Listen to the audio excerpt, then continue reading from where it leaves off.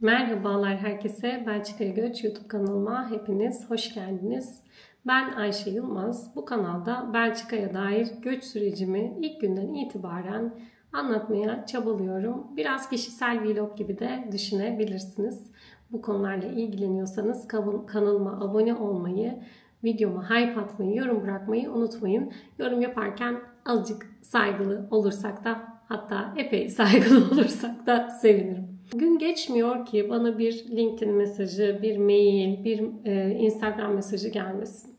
Ben ülke ortamından sıkıldım. Biz Belçika'ya göç etmeye karar verdik. Buraya nereden başlayabiliriz? Nasıl Belçika'ya gelebiliriz? Ben Avrupa Birliği vatandaşıyım. Dilim yok. Belçika'da ne yapabilirim? Ben oraya yerleşmeye karar verdim. Belçika'yı çok sevdim. Ne yapabiliriz? Aslında benim Belçika'ya gelmenin yolları diye bir videom var. Ama o video neden ilgi görmüyor? Çünkü orada diyorum ki iş bulabilirsiniz, üniversite kabulü alabilirsiniz, evlenebilirsiniz. Şimdi bunlar yasal süreçler. Ben bunları anlatınca şey gibi oluyor, hani işi zora sokuyorum ama hiçbir şeyi zora soktuğum yok. Bir ülkeye taşınmak gerçekten zor. Yani şöyle düşünelim, ben İstanbul'da yaşıyorum. Hayat şartları ya da herhangi bir kişisel sebeple ben Ankara'ya taşınmak istedim. Şöyle mi oluyor? Ben burada oturuyorum evimde İstanbul'da.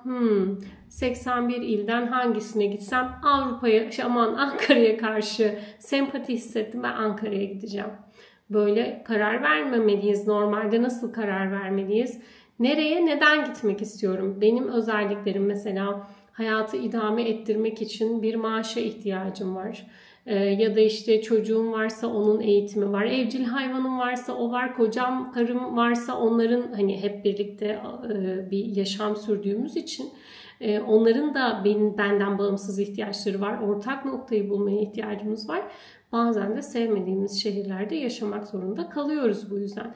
Tamam, şimdi uzaktan çalışma moda, her ne kadar geri çağırıyorsa da firmalar çalışanlarını ya da işte influencer olmaklar, işte YouTube'dan para kazanmaklar kolay. İşte o yüzden yok 6 ay karavanda yaşadım, 6 ay gezdim bilmem ne. Bu olayları bilmiyorum ben. Yani o olayları bilemiyorum. Ben öyle bir yaşam sürmedim. Öyle bir lüksüm olmadı. Olabilecekmiş gibi de görünmüyor.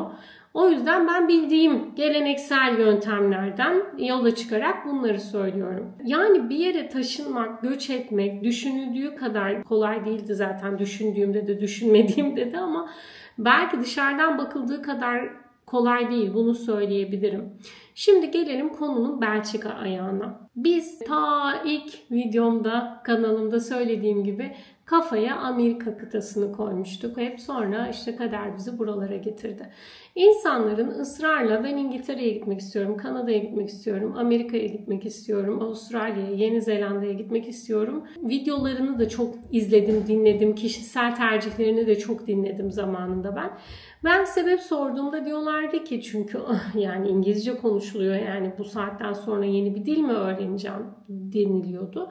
Ben de şey gibi geliyordu bana, hani tamam evet doğru ama İngilizce ile iş bulursan, hani çiftlerden biri, yine bak çift düşünüyorum ya da kişinin kendisi, hani o da o kadar da önemli değil gibi geliyordu. Ama onun o kadar da önemli olduğunu buraya gelip 2 sene yaşadıktan sonra çok iyi idrak ettim. Belçika'da 3 dil var resmi olarak ve bu 3 dilin herhangi biri İngilizce değil. Bu bir de şeyden duymuşsunuzdur, ilgileniyorsanız bu tarz konularla, hem medyadan hem de işte sosyal medyadan. Şu an İngiltere vatandaşlık sürecini white paper mı ne göndermiş, işte zorluyor. 10 yıla çıkarmış vatandaşlık alma konusunu. Belçika'da B1 koşulu getirdi. Sanıyorum ki bu son yıllarda konuları bir tık iyileştirme çabası olan Almanya. O da bilmiyorum neden öyle. Yine Almanya'dan izleyenler, dinleyenler varsa yazabilir. Konuya o kadar hakim değilim. Yani sosyal devletler kendilerini kullanılmış hissediyor. İşte sağ partiler, ki hani İngiltere'de durum tam tersi, sol parti var şu an başta, buna rağmen yani göçmenlerin politikaları zorlaştırılıyor. O da ayrı bir şaşkınlık sebebi. Yani sosyal devletlerde her geçen gün durumlar, koşullar daha da zorlaşıyor. Şimdi bazıları diyor ki ya vatandaş ne olacağım ki falan, ama yine göç etmiş insanın psikolojisinde şu oluyor. Ben vatandaşlığı alayım, hani sonra başka yerlere taşınabilirim, ülkeme git gel yapabilirim. Yani vatandaşlık hani çocuk için, kendiniz için hareket serbestisi olsun istiyorsunuz. Yani o göçe değsin bu durum istiyorsunuz. Velev ki vatandaşlık kaygınız yok. Yani aman olsa da olur, ya da işte Bulgaristanlıyım ben, ya da işte Avrupa Birliği, Romanyalıyım, Avrupa Birliği vatandaşlığım var, o yüzden sıkıntı değil diyorsanız da, dil her türlü öğrenmeniz gereken bir şey. Yani dilsiz şöyle olmuyor, resmi dilden bahsediyorum. Hani evet, burada Belçika'da Almanya'dan daha rahat İngilizce ile hayatı çeviriyorsunuz. Mesela Utku Şen'in şu çok ünlü bir videosu var. Diyor ki işte ben müşteri hizmetlerini arıyorum, Almanca doktora gidiyorum, Almanca. Mesela Fransa'da biraz öyle. Bilmiyorlar. Yani insanlar diyor ki bizde de konuşmuyorlar. Bence bilmiyorlar. Yani eğitim sisteminde verilmiyor bu. Bilmiyorlar. Almanlar biliyor mu bilmiyor mu, niye konuşuyor ya da konuşmuyor, ya da yine ülke politikasına süper yakın değilim. İzlediklerim var. Yine yorumlara yazabilirsiniz. Belçika'da konu ne biliyor musunuz? İngilizce ile her şey yapıyor. Burada İngilizceyi belki Valon bölgesi bilmiyorum ama Flaman bölgesinde ya da Brüksel'de falan, başkentte, yani herkes İngilizce konuşuyor. Fırındaki de konuşuyor, pazardaki de konuşuyor, evinize gelen usta da konuşuyor, doktor da konuşuyor, öğretmen de konuşuyor. İstisnalar var. Hemen işte hayır sen öyle diyorsun ama bizim okuldaki bilmem kim konuşmuyor. Evet, istisnalar var. Ama konuşuyorlar. Bu dili Flamanlar biliyor. Zaten birbirine çok yakın. Hani Felemenkçe ile İngilizce. Biliyorlar. Eğitim sistemlerinde de var. Ama siz iş aramaya geldiğinizde, gittiğinizde bana gelmiyorsunuz, oraya gidiyoruz biz. Hep diyorlar ki Felemenkçe bileceksin. Hatta işte Fransızca da bilsen iyi olur. Yani burada insana değen bir iş yapıyorsanız eğer İngilizce ile olmuyor. Spesifik uzmanlık alanları hariç, ki daha önceki videolarımda söyledim, bu ülkenin ekonomisi daha çok lojistik ve hizmet sektörü ve perakendeyle dönüyor. Bunlar işte insana değen işler ve bu ülke kendi dili konuşulsun istiyor. Yani bütün ilanların altına şunu ekliyor: akıcı Flamanca artı Fransızca. Yani insanla dönen işlerden bahsediyorum, o ilanlardan bahsediyorum. Bu da ilk başlarda pozitif bakan, hani ya ne güzel geldik işte çocuk da çok dilli büyüyecek, ben de öyle bakıyorum. İnsanları bir yerden sonra şöyle düşündürüyor: ben ne yapacağım? Yani ben ne yapacağım?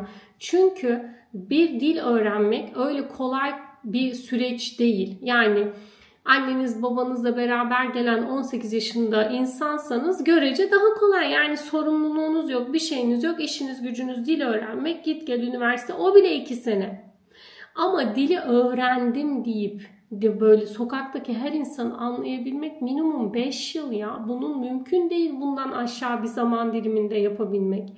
Çünkü biz eğitim kurumlarında dili öğrenirken zaten bizim Anderstalchen, yani ana dili Felemenkçe olmayan insanlar olduğumuzu bildikleri için sıfır diyalekle temiz Flamanca konuşuyorlar ya da Felemenkçe, Hollandaca, nasıl istiyorsanız söylemek. Ama sokakta öyle bir kaygı dünya yok. Yani iş yerinizde öyle bir kaygı dünya yok. Bu insanlar da müthiş empat insanlar değiller. Yani çarşıya pazara çıktığınızda ay bunun ikinci dili bu dil, o zaman ben bunu bir yavaş yavaş tane tane anlatayım diye bir şey yok. Hemen İngilizceye başlıyor. Şimdi bir ülke düşünün. Hani Belçika'yı düşünün işte. 3 tane resmi dili var ve bunlardan hiçbiri İngilizce değil. Ve siz iş bulmadan buraya geldiniz. Nasıl tutunacaksınız hayata? Nasıl tutunulabilir? Yani işte mesela bana CV atanlar mı dersiniz? İşte benden işte firma isimleri isteyenler mi dersiniz? Tekrar söylüyorum, tam zamanlı kurumsal bir firmada çalışacak zihin berraklığını ya da o motivasyonu kendimde bulamasam da eğri oturalım, doğru konuşalım. Yani kerin ilacı olsa kendi başına sürer. ben mesela kendimde hala daha hani 2 senedir buradayım, kesintisiz kurslara gidiyorum vesaire vesaire.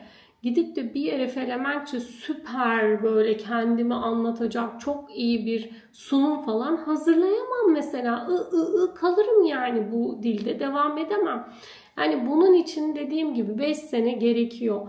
Şimdi o 5 sene de yani sizin yaşınız ilerliyor, her şey aynı kalmıyor. O süreçler içerisinde işte hükümet politikaları değişiyor, ülke gündemleri değişiyor, göçmen politikaları değişiyor, yani her şeyden önemlisi.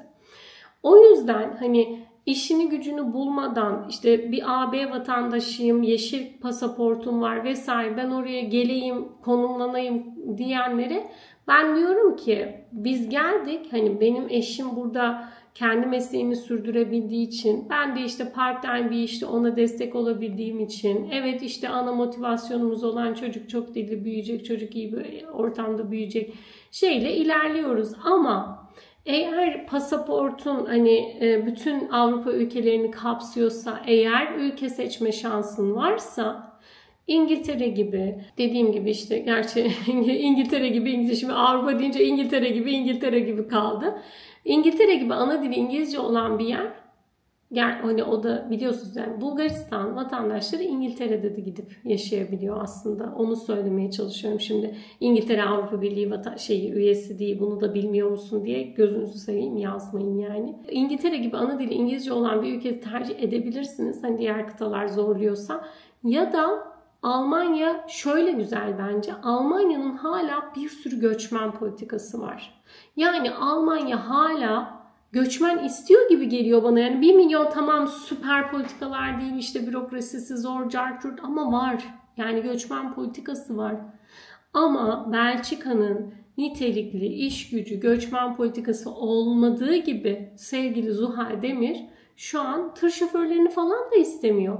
Yani bu ülkenin artık, yani gerçi geçmişte nasıldı bilmiyorum, şimdi yine artık dersem de kıyas gerektirecek, ama bu ülkenin pek böyle iş gücüne ihtiyacı var gibi durmuyor.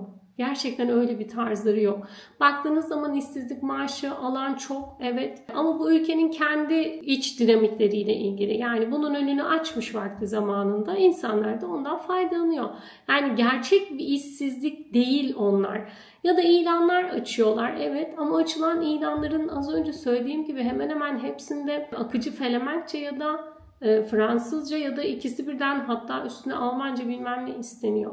Ve bu ülkede bunları konuşan çok insan var. Yani çok fazla bu dilleri bilen var. Neden? Çünkü vakitlice nasıl biz gelmişiz maden işçisi olarak 60'ta buraya.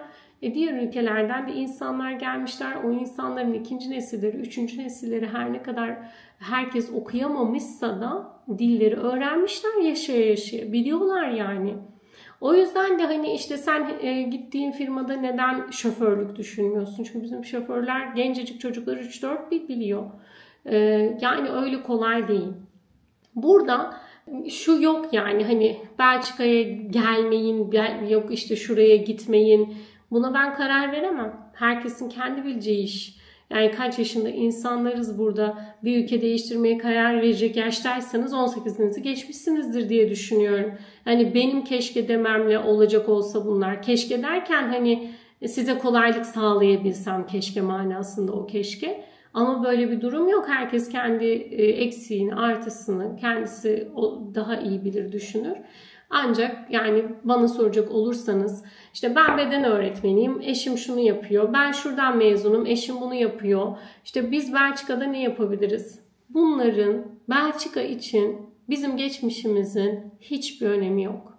Hiçbir önemi yok. Nereden mezunuz, ne yapıyoruz, kaç yıl çalışmışız, ne zaman önemi var biliyor musunuz? Onların işine yarayacaksak önemi var.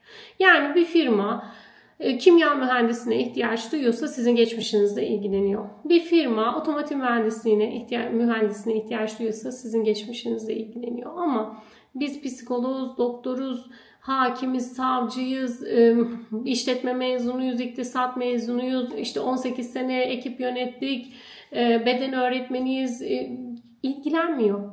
İlgilenmiyor yani. Sizi interim ajansları aradığında da öyle söylüyoruz. Böyle aradığı zaman şöyle yapıyor. İş bakıyor musun? Bakıyorum. İşte temizlik işi var, fabrika işi var. Yani sen nereden mezunsun diye sormuyor ki adam. Şey gibi bakıyor yani, senin geçmişin yok. Yani en azından Belçika için bu böyle. Bunu savunmuyorum. Bundan muzdaribim aksine. Yani ben de o mağduriyetse bu mağduriyeti yaşayanlardanım. O yüzden bence Belçika'ya yerleşmek istiyorsanız bunu göz önünde bulundurun. Aksi senaryo ne? Türk'ün yanında çalışırsınız. Hizmet sektöründe çalışırsınız. Kargo, kurye, şoförlük, yine işte Türk firmalarda, lojistik firmalarında yapabilirsiniz. İşte fabrikalarda, vardiyalı işlerde çalışabilirsiniz. Çünkü o evet bir tek oralarda kimse çalışmak istemediği için bu tarz işlerde bunlar da çalışılabilir. Başka da bir senaryo maalesef yok. Aksini düşünen varsa yorumlara bekliyorum. Kendinize iyi bakın. Bir sonraki videoda görüşmek üzere. Hoşçakalın.